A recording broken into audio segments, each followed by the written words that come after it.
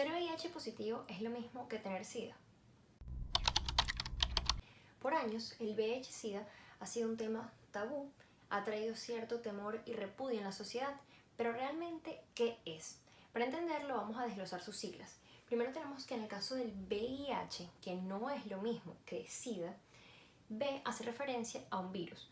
Un virus es un agente infeccioso, un microorganismo que requiere de manera obligatoria ingresar a una célula para allí poder desarrollarse y cumplir su ciclo de vida. Una vez encuentra a un ser humano, entra tomándolo como anfitrión, ingresando entonces a las células de su organismo. Luego tenemos que en la palabra la letra I hace referencia a inmunodeficiencia. Deficiente. ¿Y qué está deficiente? El sistema inmunológico. El sistema inmunológico, aquí abreviado con las siglas SI, es una especie de soldado, con escudo, con capa, con espadas, que lo que intenta es atacar cualquier bacteria, microbio, parásito, agente externo que venga a hacer daño dentro de nuestro cuerpo. Si tenemos esto debilitado, entonces no puede protegernos ante todos estos agentes.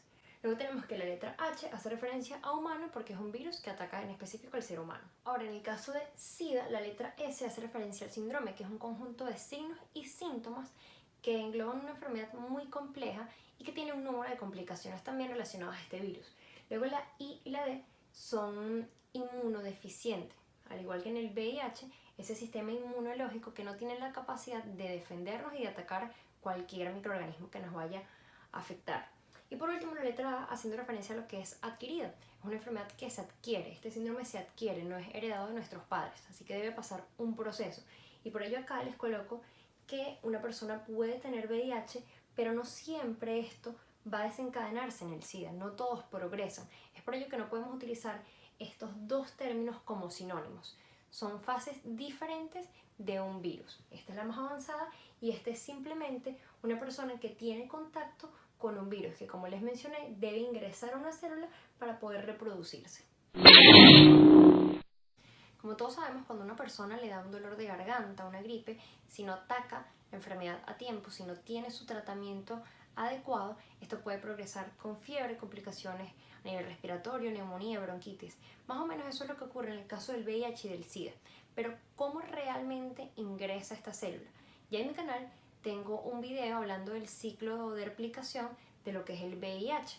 Ahí explico la fisiopatología, todo lo que es la patogenia, cuáles son los receptores encargados de permitir el ingreso del virus a la célula, pero acá lo voy a hacer más breve y más sencillo. El virus ingresa al torrente circulatorio. Una vez allí va a buscar un target específico, que es el linfocito TCD4. Este linfocito es el encargado de combatir, pero a su vez es como el jefe en lo que es el sistema inmunológico, ya que él le da órdenes a otras células para permitir la protección correcta dentro de nuestro organismo. El virus ingresa a esa célula y poco a poco se va replicando, ingresando cada vez a más células y a su vez se va multiplicando. Entonces, ¿qué tenemos? Que disminuye la concentración de los linfocitos TCD4. Si esto disminuye, entonces se va debilitando ese sistema inmunológico que ya les mencioné. Aumentan los virus y disminuyen los linfocitos. ¿Hay tratamiento? Sí lo hay. Pero ¿qué ocurre si el paciente no toma el tratamiento a tiempo? El sistema inmunológico se va a deprimir aún más y no va a tener ya ningún tipo de chance de combatir esta infección. Y es cuando caemos en la fase de SIDA, ya un nivel donde el cuerpo está muy desgastado y no tenemos esas defensas necesarias para protegerlo. Tenemos entonces que el SIDA es esa fase avanzada y un estado muy crítico de lo que era al inicio simplemente un virus, que debido a una terapia no controlada, a un tratamiento que no se aplicó a tiempo o simplemente que no se mandó, ya que el paciente no acudió a consulta o simplemente prefirió no hacerle caso a esos síntomas que empezaron de manera muy leve, llega entonces a esta fase donde ya el organismo está muy debilitado y es incapaz entonces de mantener un funcionamiento normal dentro de todo el organismo. Algo muy importante es la transmisión de esta enfermedad. Suelen haber muchos mitos y confusiones al respecto de cómo podemos contagiarnos. ¿De qué manera sí se puede transmitir? Se mencionan 5 fluidos. Tenemos la sangre, el semen, fluidos vaginales, también fluidos anales y la leche materna. Vamos a hablar de 3 vías. La vía sexual, por ese contacto sexual, el mantener relaciones con una persona infectada sin protección y que tampoco tenga tratamiento. Luego tenemos la vía sanguínea, compartir jeringas, inyecciones, perforaciones en sitios que no estén completamente estériles, que estén infectados, que lo haya utilizado ya otra persona que tenga esta enfermedad. Debemos tener mucho cuidado con esto. Y finalmente la transmisión vertical. Esta transmisión vertical habla del paso de la madre al bebé. Y aquí vamos a incluir 3 procesos. Uno es durante el embarazo, que ocurriría de manera transplacentaria. Luego tenemos al momento del parto. Si el canal del parto se encuentra infectado, el bebé al pasar por ahí puede adquirir esta enfermedad. Y finalmente tenemos a través de la leche al amamantar, ya que este era otro de los fluidos que mencioné al principio. ¿De qué manera no te vas a contagiar? A través de besos, de la saliva, las lágrimas, el sudor. Ningún tipo de estos fluidos afecta ni va a lograr que te contagies. Tampoco a través de la comida, compartir en piscinas, en trabajo con alguien infectado, las caricias, el tocar a alguien, el hablar con alguien. Nada de esto va a permitir que tú te contagies. ¿Y esto basado en qué? En que el virus necesita una célula. Si el virus está dentro de una célula, él va a poder mantenerse, mantener su ciclo y estar tranquilo. Pero al salir, como de manera obligatoria, requieren de esa área para poder desarrollarse, ellos van a morir. Entonces el virus no se mantiene en el ambiente y no es un medio de transmisión ninguno de estos mencionados acá. El tiempo de supervivencia del VIH fuera del cuerpo va a depender de la cantidad de VIH presente en el fluido corporal y también de las condiciones a las que se somete el fluido. Esto suele causar mucha inquietud, ya que siempre se pregunta cuánto tiempo puede permanecer una vez sale del cuerpo, pero como les menciono, va a depender de estos factores. Se dice que en laboratorio se ha podido mantener el VIH viable, es decir, capaz de infectar, porque como les mencioné, al estar ya fuera del organismo, no solamente pierde la capacidad o se inactiva, sino que tampoco se replica. En un laboratorio se logró hasta un periodo de 15 días después de que el fluido corporal se había secado. Esto se logró, obviamente, ya que era una concentración extremadamente alta del virus y fue mantenida a temperaturas y a una humedad muy estable. Es muy improbable que estas condiciones existan fuera de un laboratorio. El VIH es demasiado frágil. Hay muchas sustancias comunes que pueden matarlo: el agua caliente, el jabón, el cloro, el alcohol. Así que las posibilidades de infectar al manipular simplemente algún otro fluido son muy pequeñas, ya que no tendrá acceso al torrente sanguíneo a menos que haya una cortada y alguna vía de entrada, como les mencioné anteriormente. Por medio de esta gráfica vamos a hablar de los síntomas. En esta enfermedad algo muy particular es que hay personas que pueden durar muchísimo tiempo sintomáticas. Esto va a depender de esa respuesta de nuestro organismo para atacar el virus. La línea verde hace referencia a lo que es el virus y la azul a los linfocitos T. En este caso tenemos que al principio hablamos de una etapa donde hay una viremia, está empezando a decaer esta cantidad de linfocitos T, ya que el virus poco a poco va replicándose, va cada vez contaminando más células. Entonces el paciente aquí puede tener febrícula, náuseas, diaforesis, que son esas sudoraciones, quizás pérdida del apetito, son síntomas muy inespecíficos. Luego tenemos que en esa diseminación, en ese síndrome agudo, hay un pico que podemos observar que cae la carga viral y el sistema inmunológico empieza a subir. Esto es una respuesta, ya que nuestro cuerpo es muy inteligente y los linfocitos dicen: vamos a atacar, vamos a contrarrestar esto que está sucediendo. Esto puede suceder más o menos de 2 a 6 semanas posterior a lo que es la infección.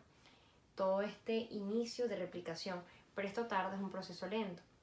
Luego tenemos una fase de latencia. Hablamos de portadores crónicos que pueden pasar hasta 12 años en esta fase. El momento de manifestar ya lo que van a ser esos signos y síntomas más graves puede ir desde 6 meses hasta 12 años en pasar a la fase de SIDA.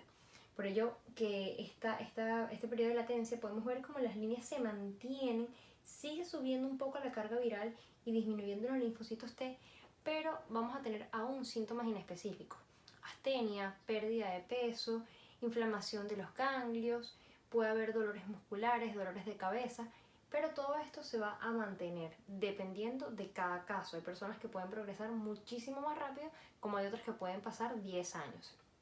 Luego, donde dice enfermedades oportunistas, ya podemos ver que ha caído muchísimo esta línea.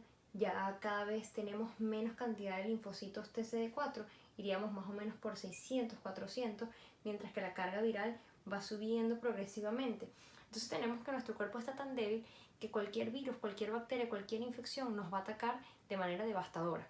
¿Qué enfermedades oportunistas podemos mencionar? Toxoplasmosis, también hay pacientes que tienen tuberculosis, candidiasis, criptosporidiasis, coccidioidomicosis, histoplasmosis y una larga lista de parásitos o infecciones oportunistas que pueden debilitar entonces aún más esa fase de desgaste, esa fase crónica que va a empeorar el cuadro del paciente.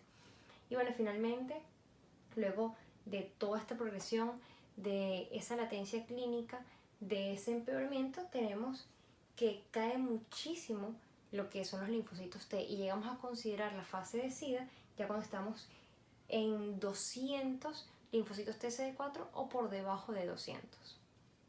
En su mayoría de los pacientes con SIDA, ya cuando entendemos que es esa fase crítica, ese estado más avanzado y de deterioro de lo que es el virus de inmunodeficiencia humana, tenemos pacientes que fallecen por causas de enfermedades oportunistas y por esa debilidad que tienen antes de que por la misma enfermedad. Aquí tenemos la clasificación clínico-biológica del VIH, observamos las categorías clínicas A, B y C. VIH agudo, ese cuadro asintomático o con síntomas muy inespecíficos. En el caso de la B, afecciones sintomáticas no A, no C, ya que tenemos un paciente con un cuadro un poco más avanzado, esa astenia, esa replicación continua en tejidos linfoides que va aumentando lo que es el deterioro, la pérdida de peso, exantema, fiebre, mialgia, faringitis. Y finalmente la categoría C, afecciones indicativas, enfermedades constitucionales, neurológicas o infecciones secundarias o neoplasias, como les mencioné, las enfermedades oportunistas y otro tipo de debilidades que puede adquirir.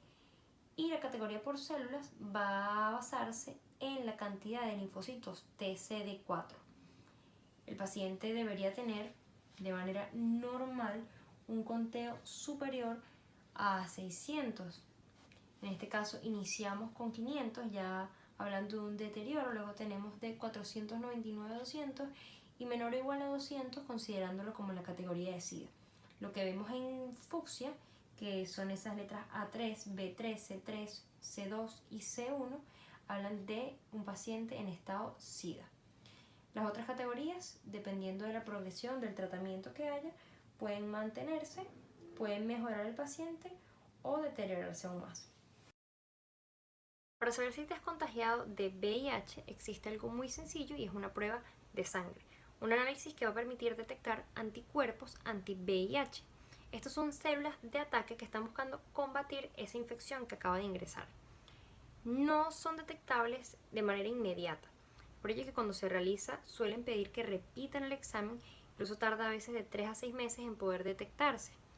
Un resultado positivo al VIH no quiere decir que tengas SIDA. Recordemos que ese es un diagnóstico clínico y necesitas tener una exploración, una evaluación completa de cómo ha ido esa progresión y cuál es el estado actual del paciente, sumado obviamente a la carga de linfocitos TCD4 que se mantengan, también esa carga viral y cómo haya deteriorado tu organismo.